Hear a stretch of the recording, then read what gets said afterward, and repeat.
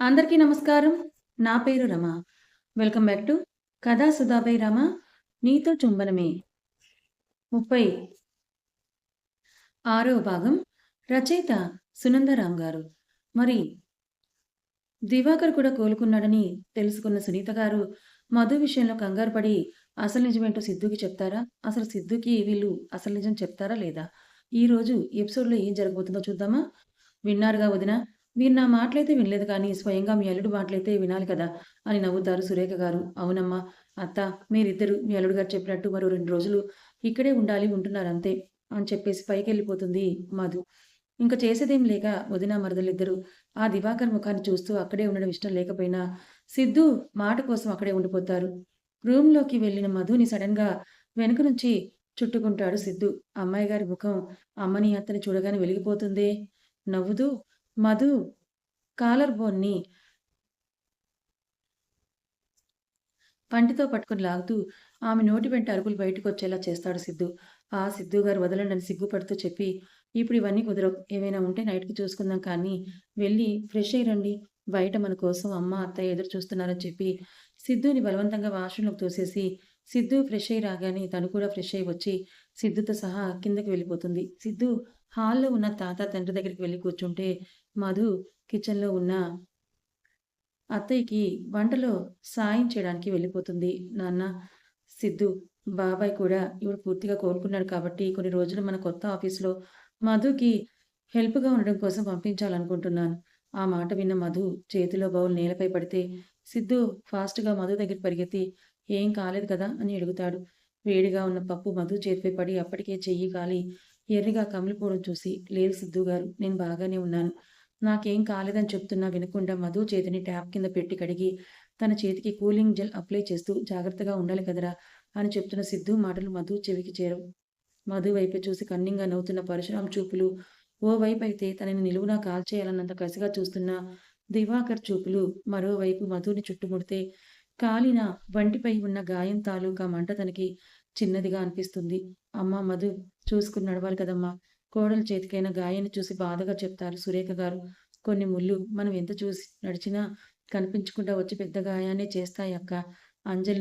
అంజలి బిడ్డని చూసి బయటకు వస్తూనే జరిగింది చూచాయిగా అర్థమవడంతో దివాకర్ వైపే చూస్తూ కోపంగా అంటారు కుమారి గారు. అమ్మ మధు, జాగ్రత్తగా ఉండాలి కదా! చూడు ఎలా బొబ్బలొచ్చాయో అని సునీత గారు కూతురి చెయ్యి పట్టుకొని చూసి బాధగా అంటుంటే నిప్పు కాలుతుందని తెలిసిన మంటల్లో చెయ్యి పెడితే కొన్నిసార్లు చెయ్యితో పాటుగా నిలువెల్లా దహిస్తుంది కాబట్టి ఇప్పటికైనా కొన్ని పనులు చేయడం మానుకోమని నీ కూతురికి బుద్ధి చెప్పు సునీత అని చెప్తాడు సిద్ధు.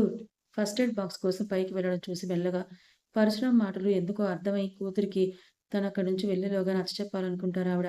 అక్క, నీ మొగుడు చావు, నీ కొడుకు చావు నా చేతుల్లో జరిగినట్టుగా నీ ఫ్యామిలీలో నీకు మిగిలి ఉన్న ఒక్కగానొక కూతురు చావు కూడా నా చేతిలోనే జరిగేటట్టుగా ఉంది. జరంతా భద్రంగా ఉండమని నీ కూతురికి చెప్పిపో. లేదంటే ఈసారి నువ్వు చూడ్డానికి ఈ ఇంటికొచ్చేది నీ కూతురిని కాదు, నీ కూతురి శవాన్ని మాత్రమే అని మధు వైపు కోపంగాను, కుమారి గారి వైపు కామం నిండుకున్న కళ్ళతో చూస్తూ పైకి వెళ్ళిపోతాడు దివాకర్. దివాకర్ మాటలకు ఏడుస్తూ కూతుర్ని దగ్గరికి తీసుకున్న సునీత గారితో అమ్మ, వాళ్ళ మాటలకు నువ్వేం భయపడాల్సిన పని లేదని చెప్తుంది మధు. మధు నువ్విలా రా, నీతో మాట్లాడాలని చెప్పి కూతురు చేయి పట్టుకొని బయటకు తీసుకెళ్తూ కుమారి, అల్లుడు గారొస్తే నేను మధు చేతికి వెన్న రాయడానికి బయటకు తీసుకెళ్ళానని చెప్పి ఆయన మేమొచ్చే వరకు మాటల్లో పెట్టి ఆపు అని చెప్పేసి వెళ్ళిపోతారు. అమ్మా, వాళ్ళిద్దరు మురిగే కుక్కలు. నన్నేం చేయలేరు. నువ్వు అనవసరంగా భయపడుతూ నన్ను భయపెట్టాలని చూడకు. నోరు ముయ్యవే. నీకెన్ని సార్లు చెప్పినా బుద్ధి రాదా? నీకు పెళ్లి చేసి అత్తగారింటికి పంపించింది బుద్ధిగా నిన్ను ప్రేమించే మొగుడితో కాపురం చేసుకోవడానికి. అంతేగాని నక్కల్లాంటి బుద్ధి ఉన్న క్రూర మృగాలకి జింకలా ఆహారం అవ్వమని కాదు. అమ్మా, వాళ్ళిద్దరు నక్కలే అవ్వచ్చు కానీ నీ అల్లుడు అడవికి రాజైన సింహం లాంటివాడు. ఆయన నాకు అండగా ఉన్నంత కాలం వాళ్ళిద్దరు నన్నేం చేయలేరు. అదే నేను చెప్తుంది. వాళ్ళిద్దరూ నిన్ను నేరుగా నిన్నేమీ చేయరు. మెల్లిగా సిద్ధు మనసు మార్చి అతని దృష్టిలో నిన్ను చెడ్డదాన్ని చేసి అప్పుడు నిన్నేదైనా చేయాలని చూస్తారు. బలవంతుడితో యుద్ధం మనలాంటి బలహీనులకు అవసరమా తల్లి? అవసరమే వదినా. మధు ఇంతకాలానికి వాళ్ళు చేసిన పాపాలన్నీ బయట పెట్టడానికి ముందడుగు వేసింది. మీరు తనకి ధైర్యాన్ని ఇవ్వకున్నా పర్వాలేదు కానీ తనని భయపెట్టాలని మాత్రం చూడకండి. నా కోడలిపై నాకు నమ్మకం ఉంది. మీరు చూస్తూ ఉండండి. ఎవరి ముందైతే తమ గురించి నిజాలను తెలియకుండా ఇన్ని సంవత్సరాలు దాచాలని చూశారో, వారి ముందే మధు నిజాలన్నీ బద్దలు కొట్టి మరీ బయటపడేలా చేస్తుంది. అప్పుడు వాళ్ళ చావు మనం ఎవరం కూడా ఆపలేం, చూస్తూ ఉండండి అని చెప్పి అక్కడి నుంచి వెళ్ళిపోతారు సురేఖ గారు.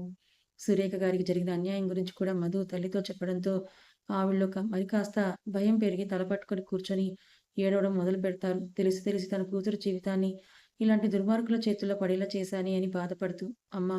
నువ్వు భయపడుతున్నట్లుగా ఏమీ జరగదు. నన్ను నమ్ము" అని మధు ఎంత నచ్చచెప్పాలని చూస్తున్నా వినడానికి ఆమె మనసు సిద్ధంగా లేకపోవడంతో చాలా సేపు అలాగే కూర్చొని ఉండిపోతారు ఆవిడ. మధు ఇంక తల్లి తను చెప్పిన మాటలేవి వినదని అర్థం కావడంతో తనని అలాగే కాసేపు ఒంటరిగా వదిలేసి కుమారి గారి దగ్గరికి వెళ్తుంది. కుమారి గారు కూడా వదినలాగే మొదట భయపడ్డా తర్వాత సురేఖ గారు మధు అర్థమయ్యేలా చెప్పడంతో భయాన్ని వదిలేసి కాస్త ధైర్యంగా ఉండడానికి ట్రై చేస్తారు. మధు, నేను కానీ వదిన కానీ నీకు చెప్పాలనుకున్నది ఒక్కటే. తండ్రి కొడుకులిద్దరూ ప్రాణం అంటే లెక్కలేని నరరూప రాక్షసులు. వారి స్వార్థం కోసం మనుషుల్ని చంపడానికి కూడా వెనకాడని క్రూరులు. అలాంటివి వాళ్ళ మధ్యలో లేడి పిల్లలా చిక్కుకొని వాళ్లకు బలిపశువై మాకెక్కడ దూరం అవుతావేమో అనేదే మా బాధ అని దిగులుగా చెప్తారు. అత్త మాటల్లో కూడా నిజం ఉండడంతో మధు మౌనంగా ఉండిపోతుంది. ఆ వేళ సాయంత్రం వరకు అక్కడే గడిపిన ఇద్దరు మధుకి మరోసారి జాగ్రత్తలు చెప్పి వెళ్ళిపోతారు. అత్త మాట్లాడినా కూడా తల్లి మౌనంగా ఉండిపోవడంతో మధు బాధపడిన తన తండ్రి చావు కారణమైన వారి పతనం చూశాక సుమిత్ర గారి మామూలు అవుతారని ఆ విషయాన్ని అంతటితో వదిలేస్తుంది. రోజులు మెల్లిగా గడుస్తుంటే ఇంట్లో త్రిపుర గారి గొనుగులని, ఆ కైలాష్ గుడ్లగూబ చూపులని దాటుకొని సిద్ధు దగ్గర వర్క్ నేర్చుకున్న మధు ఆఫీస్‌లో ఎండీ సీట్‌లో కూర్చోబెడతాడు సిద్ధు. మధుని సీఈఓ చేయాలనే ఉద్దేశం ఉన్నా కూడా పరశురాం అడ్డుపడడంతో తండ్రి చెప్పినట్టుగా మొదట ఎండీని చేసి బిజినెస్‌లో మెళకువలు తెలుసుకున్న తర్వాత సీఈఓ పోస్ట్‌లో కూర్చోబెడతాడు సిద్ధు. అజయ్ కూడా చెల్లికి కష్టం రానివ్వకుండా దగ్గరుండి సిద్ధు లేని టైంలో మధుకి తెలియని విషయాలు చెప్తూ బిజినెస్ డీలింగ్స్ ఎలా చేయాలో, ప్రాజెక్ట్‌కి కొటేషన్స్ ఎలా వేయాలో, టైంకి ప్రాజెక్ట్ కంప్లీట్ చేసి డీల్ ఎలా ముగిలించాలో వివరంగా నేర్పిస్తూ ఉంటారు. మధుకి కూడా బిజినెస్‌పై మంచి పట్టు రావడంతో తనే ఓన్‌గా సిద్ధు లేదా అజయ్‌ని తోడుగా తీసుకెళ్ళి మీటింగ్స్ అటెండ్ చేయడం కూడా త్వరగానే నేర్చుకుంటుంది. దివాకర్ కూడా అప్పుడప్పుడు ఆఫీస్ ముఖం చూస్తూ బిజినెస్ చేయడం అలవాటు తప్పిపోవడంతో చేసేదేమీ లేక తండ్రి చెప్పినట్టుగా ఆఫీస్‌కొచ్చి బిజినెస్ చేయకపోయినా కానీ ఆఫీస్‌లో ఉన్న అమ్మాయిలతో మిస్‌బిహేవ్ చేస్తూ వాళ్ళని కళ్ళతోనే తినేయడం చూసి అక్కడ లేడీస్ స్టాఫ్ అందరికీ కంపరంగా అనిపిస్తున్నా కూడా ఏమీ చేయలేని పరిస్థితి. ఒకరోజు శృతి మించి ఓ ఎంప్లాయ్‌తో వాష్‌రూమ్ దగ్గరికెళ్ళి మరి ఆమెని తాకరాని చోట తాగుతూ వల్గర్ మాటలు మాట్లాడడంతో ఆ అమ్మాయి వెళ్లి మధుకి కంప్లెయింట్ చేస్తుంది. ఆ టైంలో సిద్ధు బిజినెస్ వర్క్ మీద అదర్ కంట్రీ వెళ్ళడంతో మధుకి దివాకర్ గురించి చెప్పే మంచి ఛాన్స్ మిస్ అవుతుంది. ఇంక చేసేదేం లేక మధుని ఆ దివాకర్‌కి ఆ అమ్మాయి చేత చెంపదెబ్బ కొట్టించి మరోసారి ఇలా చేస్తే నీ మీద పోలీస్ కంప్లెయింట్ ఇచ్చి జైల్లో వేయిస్తామని బెదిరించడంతో దివాకర్ కొన్ని రోజులు మరే అమ్మాయి జోలికి వెళ్ళడు. అనుకోకుండా ఒకరోజు మధుకి కొత్త జాబ్ కోసం వేకెన్సీ ఉండడంతో మేనేజర్‌ని పిలిచి అడుగుతుంది. అది మేడం, ఆర్కిటెక్ట్ డిపార్ట్‌మెంట్‌కి చెందిన అమ్మాయి చెప్పా పెట్టకుండా ఆఫీస్ మానేయడంతో ఆ అమ్మాయి ప్లేస్ ఖాళీ అయింది. అందుకోసమే కొత్త ఎంప్లాయ్ కోసం నోటిఫికేషన్స్ వచ్చి ఇంటర్వ్యూస్ కండక్ట్ చేశామని చెప్పడంతో మధులో ఎక్కడో అనుమానం మొదలైంది. తన గురించి ఎంక్వైరీ చేయగా ఒకరోజు మార్నింగ్ ఆఫీస్‌లో వర్క్ కంప్లీట్ చేసుకొని ఈవినింగ్ ఇంటికొచ్చే దారిలో ఆ అమ్మాయిని ఎవరో కిడ్నాప్ చేసి, రేప్ చేసి, చంపేసి రోడ్డు పక్కన పడేసి వెళ్లారని తెలిసి మధు ఒక్కసారిగా ఉలిక్కి పడుతుంది. వెంటనే దివాకర్ దగ్గరికి వెళ్లి అడగ్గా అది వాడే చేశానని ఒప్పుకొని ఆ రోజు చెంపదెబ్బ కొట్టినందుకు బదులుగా ఆ అమ్మాయి జీవితం మీద కొట్టానని అనుకోకుండా మధ్యలో ఆ అమ్మాయి చనిపోయిందని కేర్‌లెస్‌గా చెప్పి వెళ్ళిపోతున్న దివాకర్‌ని లాగిపెట్టి ఒకటి పీకుతుంది. ఛ! నువ్వసలు మనిషివేనా? ఆఫీస్ డబ్బులు నీ జల్సాల కోసం వాడుకుంటున్నావు. చూసి చూడనట్టుగా వదిలేశాను. కానీ ఇప్పుడు ఏకంగా ఆఫీస్‌లో ఉన్న ఆడపిల్లలపై కన్ను వేసి చివరికి వాళ్ళపై అత్యాచారం చేసి చంపాలనుకుంటే మాత్రం ఊరుకోను. నీకెంత ధైర్యం ఉంటే నా మీద, ఈ దివాకర్ మీద చేయి చేసుకున్నావని మధు గొంతుపై పట్టు బిగించి కోపంగా చూస్తూ నాకు నచ్చినట్టుగా చేస్తాను. ఏం చేసుకుంటావో చేసుకోపోవే. నేను దాన్ని చంపానని నా కొడుక్కి, అదే నీ మొగుడికి చెప్తావా? చెప్పుకోపో. నేను దాన్ని చంపాననే నిజం నీకు నాకు తప్ప మరొకరికి తెలియదు. పోలీసులకి, చివరికి దాని ఫ్యామిలీకి డబ్బిచ్చి సెటిల్ చేశాను. నువ్వే వెళ్లి వాళ్ళతో నా మీద కేస్ పెట్టమని చెప్పినా కూడా ఎవరూ నీ మాట వినరు అని రాక్షసంగా నవ్వుతూ మధు అని పిలుస్తూ అటువైపు వస్తున్న అజయ్‌ని చూసి మధుని విడిచిపెట్టి అక్కడి నుంచి వెళ్ళిపోతాడు దివాకర్. ఊపిరి ఆడక దగ్గుతూనే దివాకర్ వైపే చూస్తుండిపోతుంది మధు. మధు, ఏమైందిరా? అడుగుతూ నీళ్ళ గ్లాస్ చేతికి అందిస్తాడు అజయ్. ఏం లేదన్నయ్య, గొంతుకేదో అడ్డుపడ్డంతో దగ్గొచ్చిందని చెప్తూ సిద్ధు గారు రావడానికి ఎంత టైం పడుతుందని అడుగుతుంది.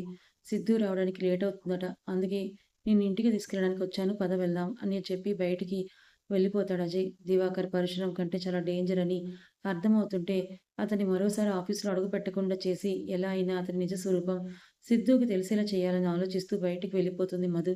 అమ్మ మధు, ఏంట్రా అలా ఉన్నావు? అడుగుతున్న అజయ్ మాటలకు తేరుకొని చూస్తూ, అన్నయ్య, నీకు రామాయణం తెలుసు కదా! అందులో ఉన్న రావణాసురుడు లాంటి వాళ్ళు ఈ భూమి మీద చాలా మందే ఉన్నారు. కాకపోతే రావణాసురుడిలా 10 తలలు లేవు కానీ, ఉన్న ఒక్క తలతోనే అలా చాలా నీచమైన ఆలోచనలు చేస్తూ, వాళ్ళ రాక్షసత్వానికి చాలామంది అమాయకుల ప్రాణాలని బలి తీసుకుంటున్నారని చెప్తున్న మధు కళ్ళల్లోని కన్నీరు చూసి సడన్ బ్రేక్ వేసి కారాపిన అజయ్, మధు, ఏమైందిరా అని ఆమె ముఖాన్ని చేతిలోకి తీసుకొని లాలనగా అడుగుతాడు. అది అన్నయ్య అని బాధగా పిలుస్తూ మధు ఏదో చెప్పబోతున్నంతలోనే రింగ్ అవుతున్న మొబైల్ శబ్దానికి కాల్ లిఫ్ట్ చేసిన అజయ్ ముఖంలో కంగారును చూసి ఏమైందన్నయ్య అని అడుగుతుంది మధు. మధు, సిద్ధు వస్తున్న కార్‌కి యాక్సిడెంట్ అయిందంట్రా అని కంగారుగా చెప్తూ కార్‌ని స్టార్ట్ చేసి సిద్ధు ఉన్న హాస్పిటల్ దగ్గర కారు ఆపుతాడు అజయ్. అప్పటి వరకు ఈ లోకంలోనే లేనట్టుగా భయపడుతూ, బాధపడుతూ కూర్చున్న మధు కారు ఆగడంతోనే లోపలికి నడుస్తుంది. ఇద్దరూ అక్కడికి వెళ్ళేసరికి అప్పటికే విషయం తెలిసిన కుటుంబ సభ్యులు అందరూ అక్కడే కనిపించి మధులో మరి కాస్త కంగారుని పెంచగా, అత్తయ్య, ఆయనకేమైందని అడుగుతూ సురేఖ గారిని హత్తుకొని ఏడుస్తుంది. మధు, కంగారు పడాల్సినంతగా సిద్ధుకి ఏం జరగలేదమ్మా. చిన్న యాక్సిడెంట్‌నే. కాకపోతే కాలికి చిన్న ఫ్రాక్చర్ అయిందని చెప్పి మధులో కంగారుని తగ్గించే ప్రయత్నం చేసి లోపలికి మావయ్య, అత్తయ్య వెళ్లారు. వాళ్ళు రాగానే నువ్వు కూడా వెళ్లి చూద్దువు గాని అని చెప్పడంతో కాస్త ఊపిరి పీల్చుకుంటుంది. పరశురాం, త్రిపుర బయటికి రావడంతోనే లోపలికి పరుగులు పెట్టిన మధుకి బెడ్‌పై కాలికి కట్టుతో కనిపించిన సిద్ధుని చూడగానే ఏడుపు ఆగదు. నిలబడిన చోటే ఎక్కులు పెట్టి ఏడుస్తున్న మధు సిద్ధు పిలిచిన హనీబీ అని పిలుపుకు ఏడుస్తూనే తలెత్తి పైకి చూస్తుంది. రమ్మన్నట్టుగా చెయ్యి చూపించి పిలవడంతో వెక్కుతూనే సిద్ధు దగ్గరికి వెళ్లి నిలబడుతుంది. మధు చెయ్యి పట్టుకొని బెడ్‌పై తన పక్కనే కూర్చోబెట్టుకుంటూ నాకేం కాలేదు మా, చిన్న యాక్సిడెంట్‌ని. కాలు కూడా గేర్ రాడ్‌కి, బ్రేక్‌కి మధ్యలో ఇరుక్కోవడంతో కొద్దిగా బోన్ క్రాక్ ఇచ్చింది అంతే. ప్లీజ్ ఏడవడం ఆపురా అని లాలనగా చెప్తూ మధు చేయి తీసుకొని పెదవులకు తాకించుకొని ముద్దు పెడతాడు. అయినా కూడా ఎంతకీ వెక్కిళ్ళ శబ్దం ఆగకపోవడంతో ఏయ్ హనీవి, నువ్వింకా ఇలాగే ఏడుస్తూ ఉంటే నాకేం కాలేదని నిన్ను నమ్మించడానికి హాస్పిటల్ బెడ్ పైన నీతో కాపురం చేయాల్సుంటుందని కన్ను కొట్టి చెప్తున్న సిద్ధు మాటలకి సిగ్గుపడుతూ సిద్ధు భుజంపై ఒకటేస్తుంది. చాలే ఊరుకోండి. కాలికి దెబ్బ తగిలించుకొని బెడ్‌పై ఉన్నా కూడా అయ్యగారి వేషాలేమీ తగ్గలేదని మూతి తిప్పుతూ చెప్పి కట్టుకట్టి ఉన్న కాలిని తాకుతూ నొప్పిగా ఉందా అని బాధగా అడుగుతుంది. లేదురా, ఇప్పుడు బాగానే ఉంది. బోన్ కొద్దిగా క్రాక్ అవ్వడంతో ఇది సెట్ అవ్వడానికి ఇంత పెద్ద కట్టు వేశారంతే. మరి కాసేపట్లో ఇంటికి వెళ్ళిపోతాం. అప్పుడు నువ్వు నాకు కార్యేషు దాసి, కరణేషు మంత్రి, భోజ్యేషు మాత, శయనేషు రంభ అంటూ పాట పాడుతూ సేవలు చేద్దువు గాని అని మధు చేయి పట్టి మీదకి లాక్కొని ముద్దు పెట్టబోతున్నంతలోనే డోర్ తీసుకొని లోపలికొస్తాడు అజయ్. నాకేం తెలీదు. నేనేం చూడలేదు అని కళ్ళు మూసుకొని లోపలికొస్తున్న అజయ్‌ని చూసి మధు సిగ్గుపడితే స్టార్ట్ చేయకముందే పానకంలోనే పుడకలాగా ఎంట్రీ ఇచ్చావు కదరా! కళ్ళపై ఉన్న చేతులు తీసేసి తిన్నగా నడిచి చావు. లేదంటే కింద పడి నువ్వు కూడా నాలాగే కాలు విరగ్గొట్టుకొని బెడ్‌పై పేషెంట్ అవ్వాల్సుంటుందని వెటకారంగా చెప్తాడు సిద్ధు. రేయ్! నువ్వు పేషెంట్ అయితే నీకు సేవ చేయడానికి బంగారం లాంటి నా చెల్లి ఉందిరా.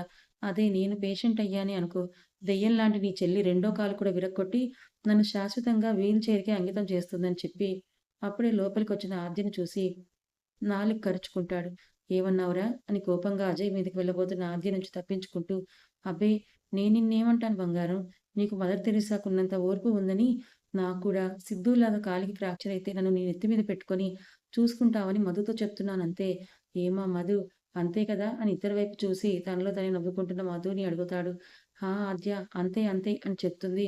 వచ్చే నవ్వుని కష్టంగా ఆపుకుంటూ మధు. కథ ఇంకా ఉంది. మరి సిద్ధుకి సడెన్‌గా ఈ యాక్సిడెంట్ అవ్వడం ఏంటి? దీని వెనకాల ఎవరి హస్తమైనా ఉందంటారా? పరశురామ్‌దా? లేక దివాకర్‌దా? మరి మధు వీళ్ళ కుట్రలన్నీ ఎలా బయటపెడుతుంది? సిద్ధుకి వీళ్ళ గురించి నిజం తెలిసేలా ఎలా చేస్తుంది? తర్వాత ఏం జరిగిందో తెలుసుకోవాలనుకుంటే ఛానెల్‌ని ఫాలో అవ్వండి. Thank you so much.